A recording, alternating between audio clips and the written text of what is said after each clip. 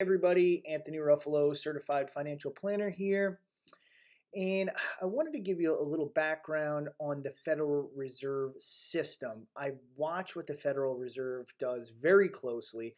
There's an old saying that goes a little something like, bull markets don't die, the Federal Reserve kills them. So I keep a close watch on the economic data that comes out and also what moves the Federal Reserve are making, because I think it's very important. Before the creation of the Federal Reserve in 1913, what you had was you had credit scarcity, you had people making runs on banks, and you had panics.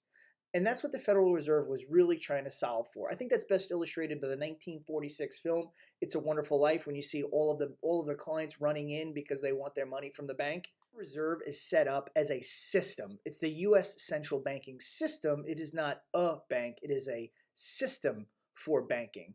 But a little known fact, some people understand, some people don't. The Federal Reserve is not a federal entity.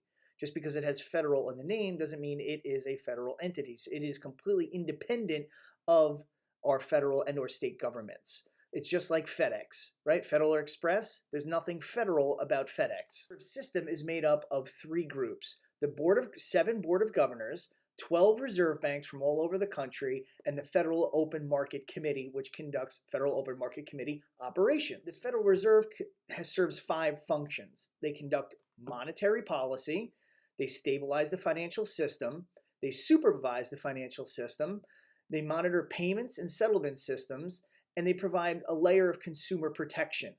So what are the goals? What's the objective of the Federal Reserve? It's referred to as what's called the dual mandate, which is really three components. It's maximum employment for the US, price stability or inflation. So they want to monitor inflation. Right now, the Fed's target, they have it set at about a 2% inflation rate is what they're targeting.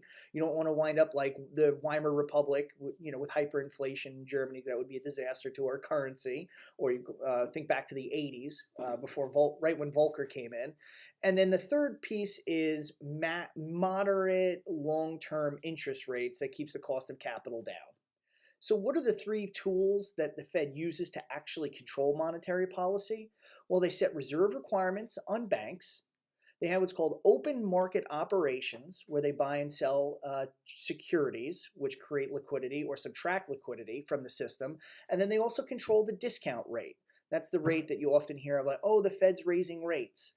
That is the mechanism. Those are the mechanisms to which they actually use to control money supply and interest rates in the economy. We follow what the Federal Reserve is doing very closely, because that influences our asset management decisions and how we actually handle portfolios.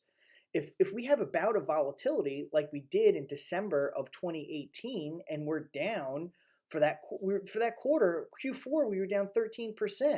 So we need to understand the fundamental economic backdrop that the volatility is set against. And we look to the Federal Reserve for that data and for their moves, what they're doing or what they're not doing. Very important to understand what the Federal Reserve is doing, because they are such a huge force, a driving force in the market. Hey, I hope this video is helpful. I just wanted to give you a little bit more color as to why we follow the Federal Reserve so closely and how it actually impacts the decisions that we are making with respect to the assets that we've been entrusted to manage. Thanks.